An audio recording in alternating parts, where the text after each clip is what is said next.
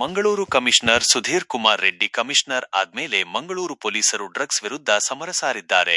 Just 2 ವರ್ಷದಲ್ಲಿ ವಶಪಡಿಸಿಕೊಳ್ಳಲಾದ 82 ಕೋಟಿ ರೂಪಾಯಿ ಮೌಲ್ಯದ ಮಾದಕ ವಸ್ತುಗಳನ್ನು ಮಂಗಳೂರು ನಗರ ಪೊಲೀಸ್ ವತಿಯಿಂದ ಬುಧವಾರದಂದು ನ್ಯಾಯಾಲಯದ ಅನುಮತಿಯೊಂದಿಗೆ ವೈಜ್ಞಾನಿಕ ಹಾಗೂ ಪರಿಸರ ಸ್ನೇಹಿ ವಿಧಾನದಲ್ಲಿ ನಾಶ ಮಾಡಿದ್ದಾರೆ.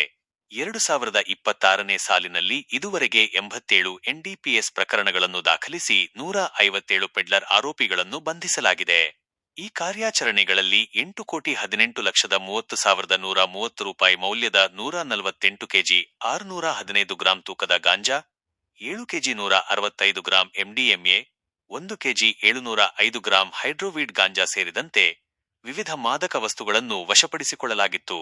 ಇದೇ ಅವಧಿಯಲ್ಲಿ ಮಾದಕ ವಸ್ತು ಸೇವನೆಗೆ ಸಂಬಂಧಿಸಿದಂತೆ 463 ಮಂದಿಯ ವಿರುದ್ಧ 356 ಪ್ರಕರಣಗಳನ್ನು ದಾಖಲಿಸಲಾಗಿತ್ತು.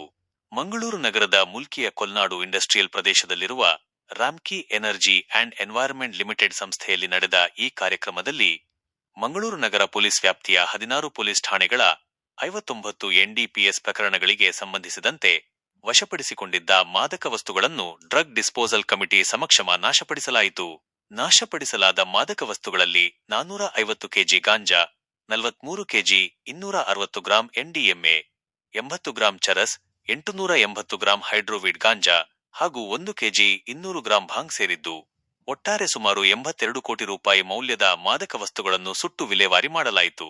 ನಾಶಪಡಿಸಲಾದ ಮಾದಕ ವಸ್ತುಗಳಲ್ಲಿ ಪ್ರಮುಖವಾಗಿ 2024ರಲ್ಲಿ ಮಂಗಳೂರು ಪೂರ್ವ ಪೊಲೀಸ್ ಠಾಣೆಯಲ್ಲಿ ದಾಖಲಾದ ಪ್ರಕರಣದ ಸುಮಾರು 75 ಕೋಟಿ ರೂಪಾಯಿ ಮೌಲ್ಯದ 37 ಕೆಜಿ MDMA, 2025ರಲ್ಲಿ ಮುಲ್ಕಿ ಪೊಲೀಸ್ ಠಾಣೆಯಲ್ಲಿ ದಾಖಲಾದ ಪ್ರಕರಣದ ಅಂದಾಜು 4.47 ಕೋಟಿ ರೂಪಾಯಿ ಮೌಲ್ಯದ ಸುಮಾರು 4 ಕೆಜಿ MDMA, ಕೊಣಾಜೆ ಪೊಲೀಸ್ ಠಾಣೆಯ ಸುಮಾರು 20 ಲಕ್ಷ ರೂಪಾಯಿ ಮೌಲ್ಯದ 106 ಕೆಜಿ ಗಾಂಜಾ ಹಾಗೂ ಮೂಡಬಿದ್ರೆ ಪೊಲೀಸ್ ಠಾಣೆಯ ಸುಮಾರು 36 ಲಕ್ಷ ರೂಪಾಯಿ ಮೌಲ್ಯದ 111 ಕೆಜಿ ಗಾಂಜಾ ಸೇರಿವೆ.